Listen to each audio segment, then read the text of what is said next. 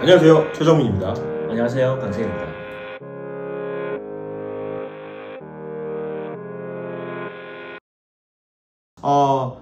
제가 질문을 하나만 좀 더 드려보도록 하겠습니다. 어떻든 간에 계속해서 커리어를 이렇게 이어오시면서 한 번에 이제 이 데이터로의 전환이죠. 뭐 이를테면 전환이죠. 예, 전환이 있고 나서 지금까지 뭐 한 6, 7년 이렇게 쭉 해서 쌓아오고 계신데, 남들과 조금 다른 본인만의 특색 있는 어떤 커리어를 많은 분들이 추구할 거예요. 그래야지 이제 본인의 어떤 미래나 이런 것들이 더 좋은 방향으로 갈 수 있기 때문에 그런 것들을 위한 개인적인 뭐 경험도 좋고요. 아니면은 준비하고 계신 분들 뭐를 어떻게 해야 될지 잘 혼란스러워하거나 고민하시는 분들을 위해서 한 말씀 주실 수 있다면 어떤 말씀을 좀 해주실 수 있을까요?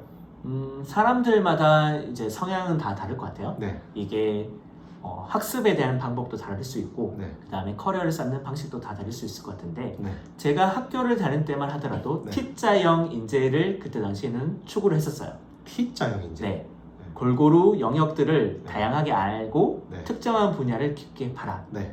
네, 요게 있었는데요. 네. 저는 이제 커리어를 생각을 해보니까 네. 반대로 T자보다는, 네. 그러니까 이걸 한글로 따지면 우가 아니라 약간 O자 형태로 이제 커리어를 쌓았던 것 같아요. O자 형태로. 네. 네.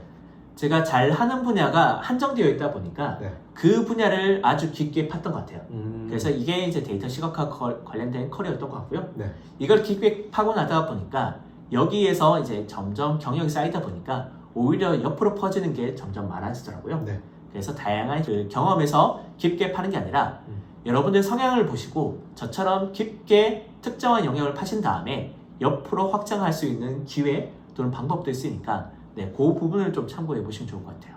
그 다음에 네. 남들과 차별화되는 포인트 중에 제가 갖고 있는 것 중에 하나가 약간 집요한 게 있는 것 같은데요.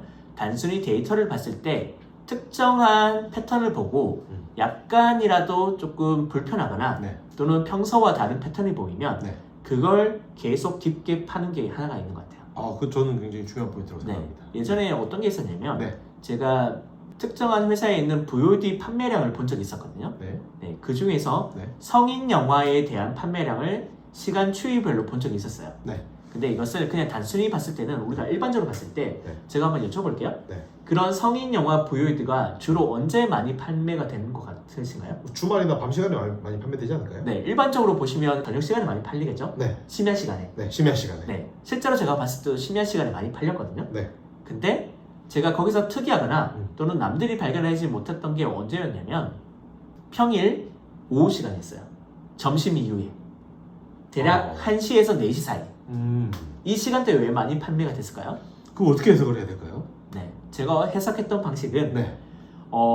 다른 데이터와 연동을 해서 봤더니 네. 다른 데이터에서는 네. 키즈 상품들이 5시 이후에 엄청나게 판매되는 걸 봤어요. 네. 그때는 이제 어린 친구들이 네.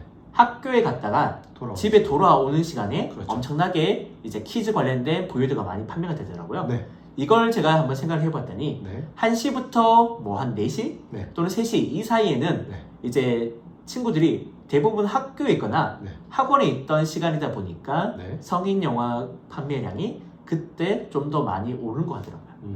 그래서 단순히 네. 그냥 우리가 감으로만 보면 네. 심야 시간대에 음.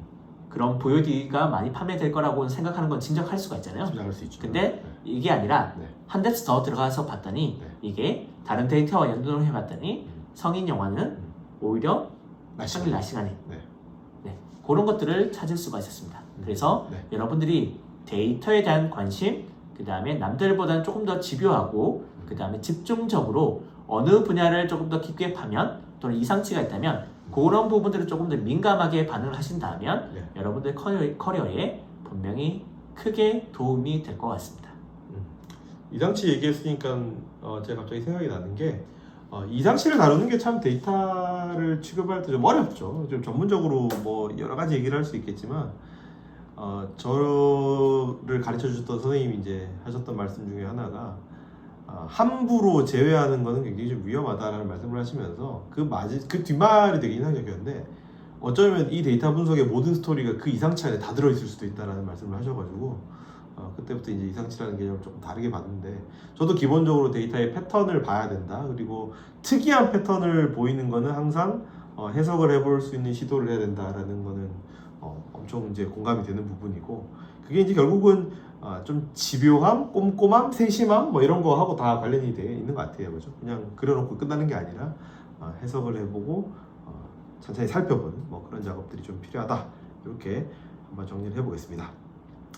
마지막으로 제가 이 스크립트에 없는 대본을 스크립트에 없는 질문을 한번 파이널 질문으로 한번 꼽아봤는데 앞으로 한 어쨌든 간에 이 업계에 계속 더 계실 거라고 저는 생각을 하고 한 2년 내지 한 3년 정도를 본다라고 했을 때 뭐 계획이나 활동의 방향이나 내가 좀 생각하고 있는 바가 있다라고 하시면은 좀 간단하게 한번 좀 소개해 주실 수 있을까요? 네, 이 채널을 통해서 저를 보신 분들은 뭐 책을 됐든 또는 다른 기존 영상을 보셨든 뭐 강의가 됐든 많이 보셨던 분들일 것 같은데 그렇죠. 그분들이 주로 만났던 것은 아마 태블로를 기반으로 한 뭐 강의 등 그런 영상에서 많이 만났던 것 같아요. 네. 그리고 커뮤니티도 그런 방식이었고 네.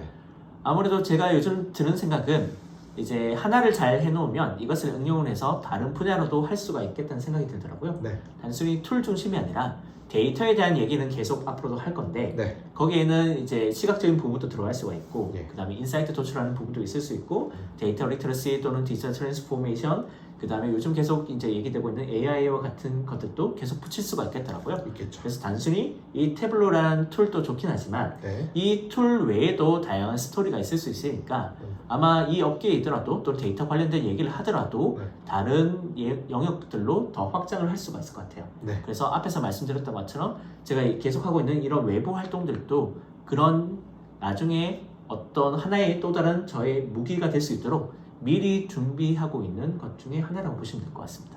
네. 태블로를 기반으로 앞으로 더 왕성한 활동을 한번 기대해 보도록 하겠습니다. 네, 고맙습니다. 네, 여기서 최강 데이터 시각화 커리어 최정민이 묻고 강승일이 답한다 마무리하도록 하겠습니다.